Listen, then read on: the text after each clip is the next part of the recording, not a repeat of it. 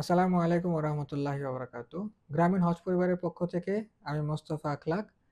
আজকে আপনাদের জন্য আলোচনা করব হজের নানা রকম বিভ্রান্তিকর সিচুয়েশন নিয়ে। সঙ্গেই থাকুন, ভিডিওটা না নেটে সম্পূর্ণভাবে দেখুন।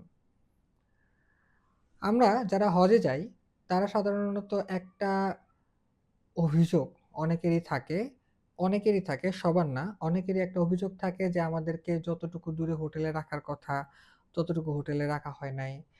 যে সার্ভিস দেওয়ার কথা সে সার্ভিস দেওয়া হয় নাই। ওখানে টাকা লাগছে, ওখানে এই সমস্যা হইছে, এই সমস্যার কথা বলছি আমরা, সলভ করে দেয় নাই।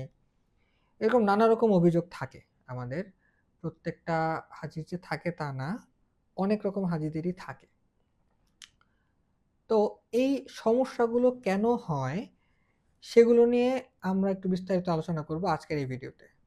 সময় একটু বেশি থাকতে পারে, একটু সময় নিয়ে পুরো ভিডিওটা দেখুন, বুঝুন এবং 2027 সালে যারা হজে যাচ্ছেন তারা সিদ্ধান্ত নিন কিভাবে হজে যাবেন।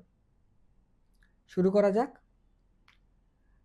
হজে সাধারণত আমরা যে যাই, দুই টাইপের হজ সিলেকশন করি। দুই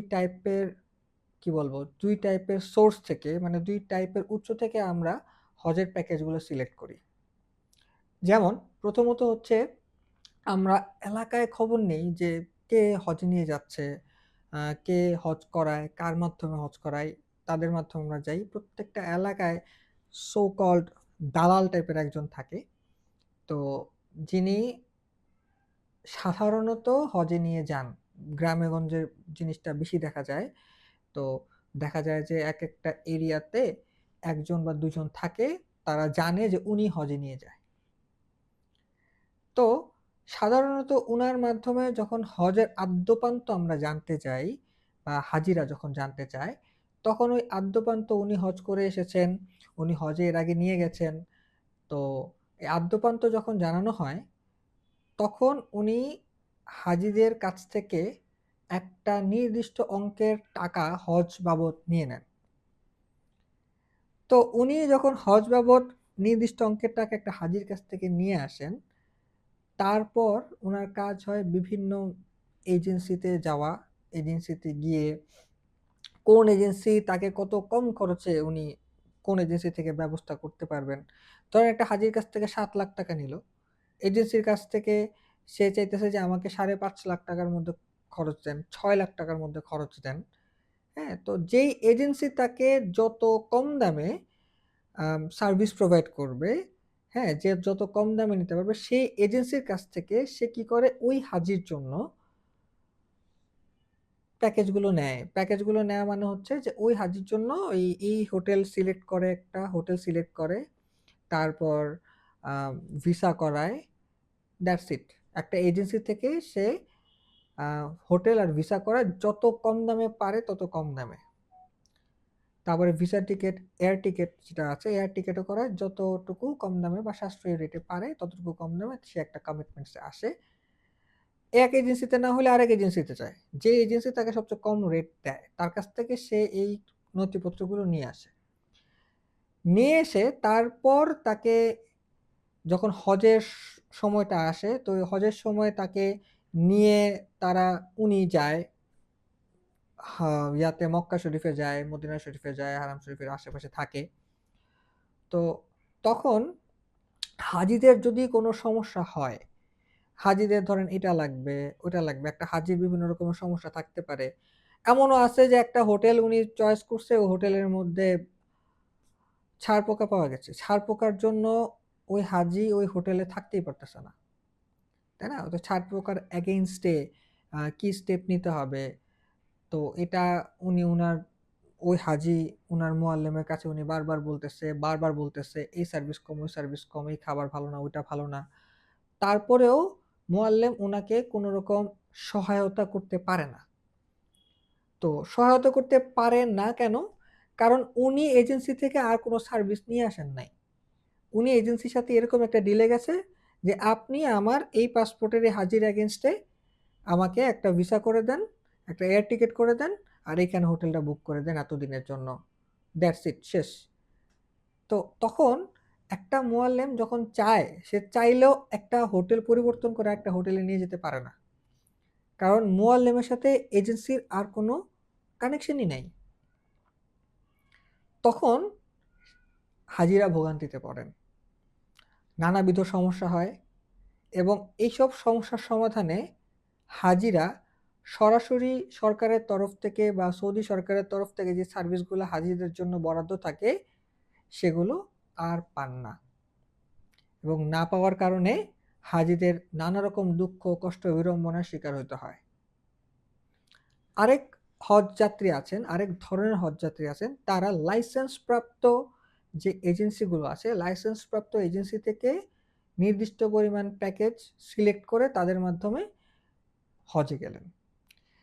সেসব হাজির ক্ষেত্রে সুবিধা হয় কি, হজ এজেন্সি আপনাকে যেহেতু সৌদি আরবে নিয়ে গেছে, তার একটা জবাবদিহিতা আছে। সে লাইসেন্স প্রাপ্ত একটা হজ এজেন্সির এগেইনস্টে নিচে একটা হাজি নিয়ে গেছে, ওই হাজির যদি কোনো সমস্যা হয় ওই এজেন্সি কিন্তু জবাবদিহিতার আওতায় চলে আসবে।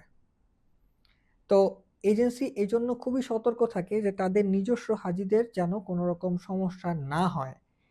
সেজন্য অনেক এজেন্সির আছে নিজস্ব হোটেলই আছে, নিজস্ব হোটেল ম্যানেজমেন্ট সিস্টেম আছে, নিজস্ব ট্রান্সপোর্ট আছে। তারা হাজিকে যত পারে সুযোগ সুবিধা দিতে তারা সবসময় সচেষ্ট থাকে। যদি সুযোগ সুবিধা না দেয় তখন তাদের একটা রেপুটেশন ইস্যু আসে। তো সৌদি সরকার থেকে ওই এজেন্সির উপর একটা চাপ সৃষ্টি হয় যে আপনার এই হাজি এরকম সমস্যা পড়তেছে এবং আপনি এটা সলভ করেন না, এটা জবাবদিহিতার আওতায় আসে একটা এজেন্সি। দেখেন দুইটা সিচুয়েশন কিন্তু প্রায় একই এক, একটা এজেন্সির সরাসরি হাজি, একটা হচ্ছে দালাল ধরে আসা হাজি। দুইটা হাজি সমস্যা পড়লো, সৌদি সরকার এজেন্সিকে পুশ করার পরে বা এজেন্সির থেকে সুযোগ সুবিধা চেঞ্জ করার পরে এই হাজিটা সেই সুযোগ সুবিধা অনুযায়ী তার সুযোগ সুবিধা অনুযায়ী তার প্রবলেমের সলিউশন পাইলো, কিন্তু এই হাজিটা ওই প্রবলেমের সলিউশন পাইলো না, কারণ হচ্ছে দালাল যে হাজি নিয়ে আসছে ইনি বা এজেন্ট যে হাজি নিয়ে আসছেন এনার সাথে এজেন্সির কোনো সম্পর্ক নেই। তো সৌদি সরকার যদি হাজিদের জন্য কোনো সুযোগ সুবিধা দিয়ে থাকে, সৌদি সরকার তো আর আমাকে আপনাকে চেনেন না, সৌদি সরকার চেনে এজেন্সিকে। যে এজেন্সি হজ পারফর্ম করতেছে সেই এজেন্সিকে চেনে। সৌদি সরকার তাদের সুযোগ সুবিধাগুলো এজেন্সিকে দেয়, এজেন্সি তার হাজিদেরকে দেয়।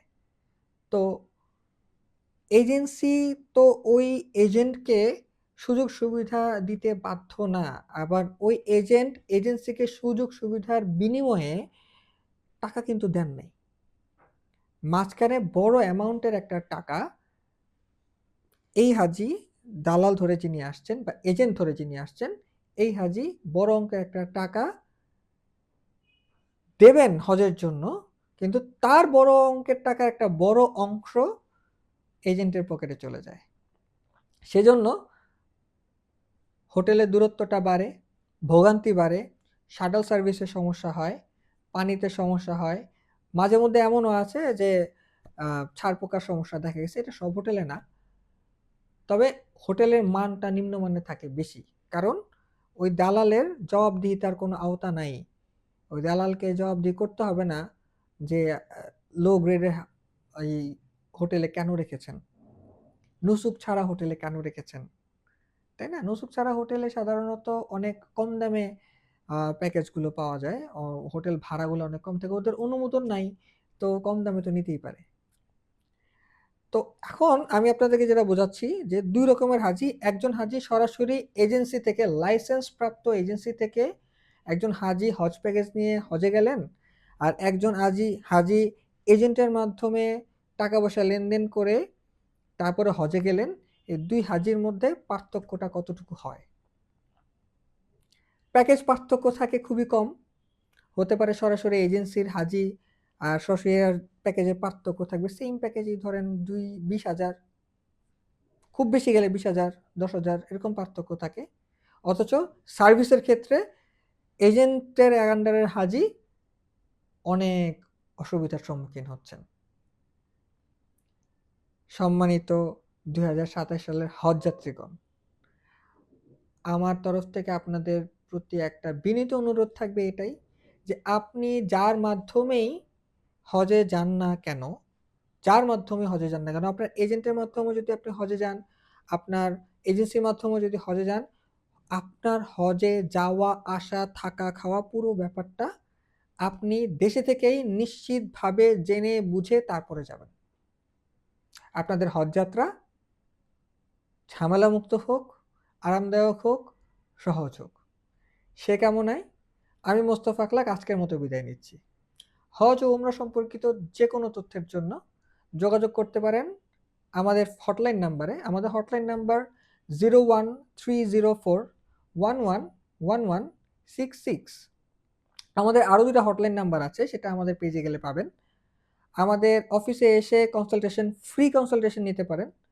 আমাদের অফিসের ঠিকানা বাড়ি নং 45, ব্লক সি, দক্ষিণ বনশ্রী, ঢাকা 1219।